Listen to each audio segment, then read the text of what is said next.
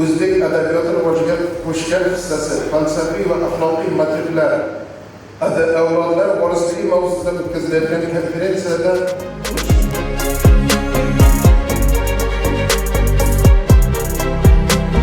Assalomu alaykum, hurmatli anjuman ishtirokchilari, qadrli ustozlar, olimlar va tadqiqotchilar.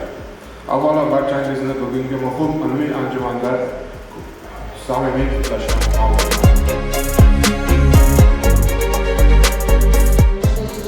anjumanda birga qo'shilib qatnashganligimiz 85 yillar munosabati bilan anjuman tashkil qilyapmiz.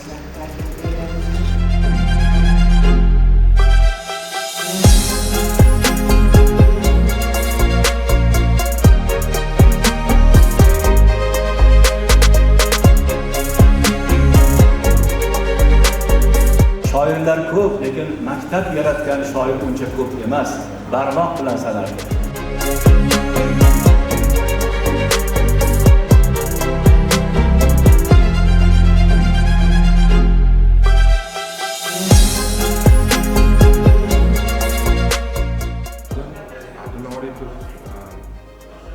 Buyuk o'zbek shoiri, O'zbekiston qahramoni, madhiyamizning muallifi Abdulla Oripovning 85 yillik xotirasiga bag'ishlangan ilmiy konferensiya bo'lib o'tmoqda.